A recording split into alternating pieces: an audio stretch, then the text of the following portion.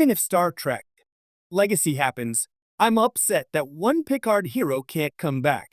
For months, maybe even years now, the Star Trek fan community has been swirling with hope, speculation, and an almost stubborn determination that Star Trek Legacy, the proposed continuation of the 25th century universe introduced in Star Trek Picard Season 3, will eventually materialize.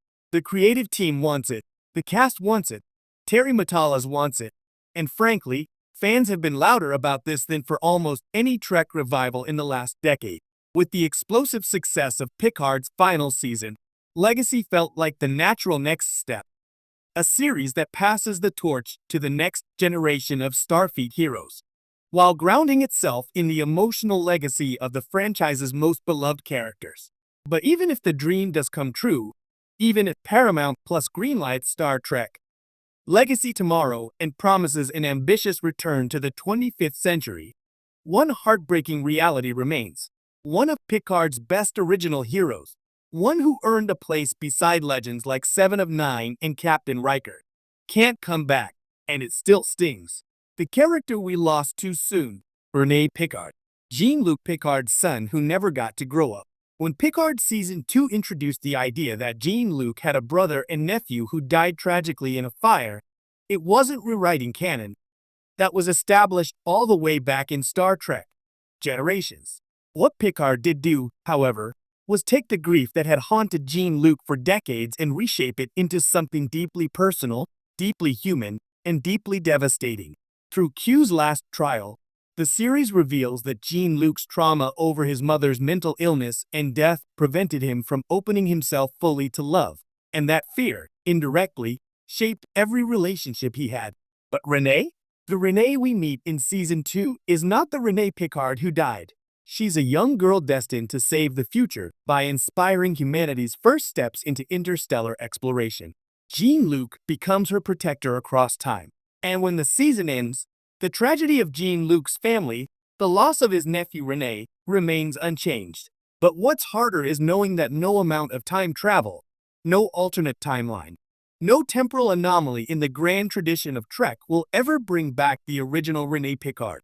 He is canonically gone forever. And this has enormous consequences for legacy, narrative, emotional, and symbolic. Why Reen's absence cuts so deep? Star Trek is a franchise that thrives on second chances, time loops, parallel universes, alternate timelines, resurrection plots, and transporter miracles. But for all its sci-fi flexibility, certain deaths stand firm as emotional anchors in the universe. Spock died, but came back. Data died, but came back and then died again. Giorgio died, but got an alternate universe counterpart. But Rene?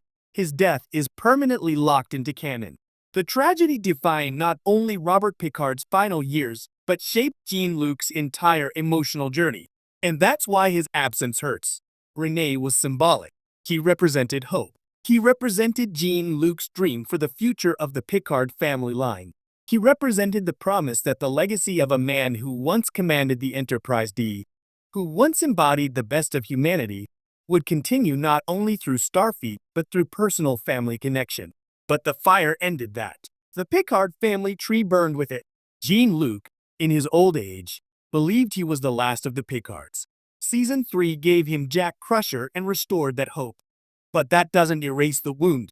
And no matter how triumphant Jack's arc becomes in Legacy, Reen's absence casts a shadow that the show can never fully escape.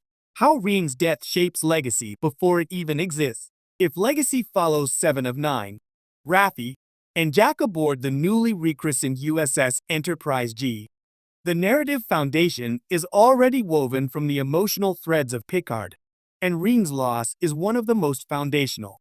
Here's how it affects the show's emotional landscape. 1. Jack's role becomes more burdened. Jack is now carrying not just the continuation of the Picard name, but the haunting weight of the nephew who didn't survive to do it. Jean-Luc's son may carry charisma, potential, and raw talent, but he also carries grief he never personally experienced.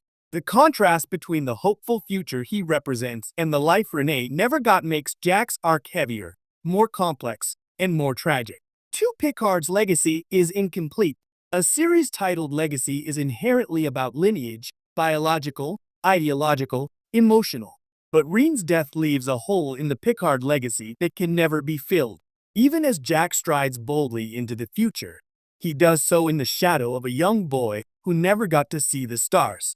The Picard family will always carry that pain. Jean-Luc may finally have peace after reconciling with his past. But the universe never gave him closure on Renee. He accepted the tragedy without ever being able to rewrite it. That kind of unresolved grief lingers even when the character moves on, and it adds a melancholy note to anything Legacy tries to do with the family. What makes the loss even harder? The character's potential. Here's what really stings. If Legacy does happen, it will be overflowing with opportunity. New worlds, new threats, new generations stepping up to the plate. And had Renee lived, he would have been the perfect symbolic link between the Picard family and the next generation of Starfleet explorers. Imagine an adult Renee Picard, an archaeologist like Jean-Luc once dreamed of becoming, or a captain in training, or even just a civilian scientist contributing to humanity's exploration of the galaxy. He could have been the story thread tying the Picard legacy across 3 centuries. Instead, all fans get are the echoes of what might have been. Is there any version of the character we could see? Star Trek being Star Trek, fans naturally speculate. Could the Q Continuum show a version of Renee? Could a temporal anomaly give us a glimpse? Could the mirror universe still have a Renee Picard? Technically, yes. Trek has never been shy about bending physics. But narratively, the writers have been clear. Reen's death defines Jean-Luc's journey. Undoing it would break a core emotional pillar of the character. So while cameo visions, alternate timelines, or holographic memories are possible, bringing Renee back as a living character would undo decades of storytelling. The canon loss shapes Picard's life as much as Wolf 359 or the Borg, and that makes it off limits, even for a show obsessed with legacy. Why this feels like a missed emotional opportunity? The tragedy of Renee Picard doesn't just rob the audience of a character. We never truly knew him. He was never developed on screen. His story was always a footnote in the life of his uncle, but the emotional potential was enormous. Trek has always excelled when diving into family legacies. Spock and Sarek, Worf and Alexander, Jake and Ben Sisko, the entire lineage of Kirk through various timelines and universes. Renee could have been the Picard family exploration of legacy, burden, duty, and tragedy. Instead, his potential became a lesson, one that shaped Jean-Luc but leaves the audience with a story that feels permanently unfinished. Legacy will be brilliant, but it will still have this void. Fans want Legacy because it gives a future to characters who earned it. 7 of 9 deserves her captain's chair. Raffi deserves redemption and recognition. Jack deserves to chart his own path without being overshadowed by the legends whose names shaped him. But the series will also inherit the emotional scars of its predecessors. Reen's absence is one of them. No matter how soaring its storytelling becomes, no matter how many old favorites guest star, no matter how boldly the Enterprise G explores strange new worlds, there will always be a version